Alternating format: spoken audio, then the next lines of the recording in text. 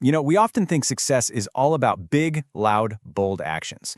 But what if one of the most powerful tools for getting what you want isn't loud at all? Today, we're going to dig into how the calm, controlled sound of your own voice might just be your secret weapon for self-control and, yeah, for success. So think about someone you really admire, someone who's just crushing it in their field. Have you ever looked at them and thought, wow, they must just be lucky, or it just comes so easy to them? It's totally normal to feel that way. We see the final, polished result, and honestly, it can look so effortless it almost feels like magic. But the reality, it's a whole different story. And there's this fantastic metaphor that just nails it. Success is an iceberg. What we all see and cheer for, the awards, the promotions, the public praise, that's just the very, very tip. Yep, that's the highlight reel. That's the part that makes it all look so simple. But the real story, the part that actually makes the difference, is hidden way down below the surface. And that's exactly where we're going today. Okay, so this is where the real work happens. Underneath that shiny tip of the iceberg, you've got years of effort, the late nights, the constant rejections, and this quiet, stubborn determination that nobody ever sees or gives an award for. Take a look at this number, 5,126. Any guesses? Well, that's how many prototypes Sir James Dyson built before he finally perfected his bagless vacuum cleaner. Took him 15 years. Every single one of those failures wasn't a failure at all. It was a lesson. It was a step forward. J.K. Rowling, who knows a thing or two about rejection, put it perfectly here. Failure isn't just something that might happen on the way to doing something meaningful, it's pretty much a guarantee. And if you're trying so hard to avoid it that you never take a risk, well, that's its own kind of failure, isn't it? So what is it then? What's the secret sauce that separates the people who push through thousands of setbacks from those who just stop? It really comes down to a couple of powerful tools in your mental toolkit. First up is your mindset. Researcher Carol Dweck breaks it down into two types. A fixed mindset basically sees failure as the end of the story. It means, I'm not good enough. But a growth mindset, it sees failure as feedback. It's a clue. It's a chance to learn and get better. And that one little shift in perspective, it changes everything. The second tool is something called grit. Psychologist Angela Duckworth talks about this a lot.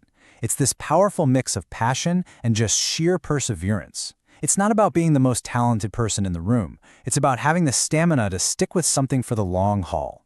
And get this, research shows it's actually a better predictor of success than raw talent or IQ. I mean, this quote just says it all, right? Having natural talent is a great head start, for sure. But it's the sustained, focused, hard work that's going to carry you over that finish line.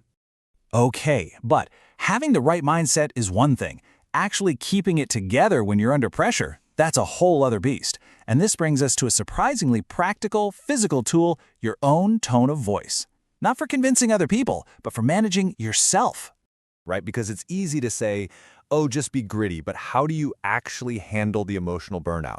When you are staring down that 5,000th failure, how do you keep from losing your cool so you can stay logical and productive? Well, the answer might be in something we almost always overlook. We get so obsessed with finding the perfect words to say, but studies suggest that a whopping 80% of what we communicate comes from our tone. It's not what you say, it's how you say it. And here is the absolute key. The big insight from communication expert Nicole Peck is this. Mastering your tone isn't really about influencing other people. It's about influencing yourself. When you intentionally use a calm voice, it creates this feedback loop that helps you stay in the logical, problem-solving part of your brain, instead of getting hijacked by your emotions. So how do we actually do this? How can we turn this idea into a skill we can actually use? Let's break it down. Here's a little toolkit you can practice to keep your focus, especially when things start to get heated. It's basically a 4-step process. First, just acknowledge that feeling of panic or stress. Don't fight it, just notice it. Okay, I'm feeling stressed. Second, physically pull your voice down. Try to speak from your chest, not your throat. A high-pitched voice signals panic. A lower one tells your brain to chill out. Third, and this is huge, deliberately slow down how fast you're talking. And finally, before you speak or act, make your very first thought the word calm. And that third step, slowing down, is so powerful. Just look at these recommended speaking speeds. When you need to explain something complex or teach someone, you naturally slow down. Well, doing that for yourself literally forces your brain to pump the brakes, breaking that panic cycle and letting you think more clearly. Here's a great way to think about it. Hostage negotiators actually train for this. They call it their late-night DJ voice. You can almost hear it, can't you? It's low, it's slow, it's calm, and it's completely unflappable. That is the tone you are aiming for. Think of it as a physical anchor for your mind. So, after all this work, developing grit, managing your mindset, and even controlling your voice, what's the real prize?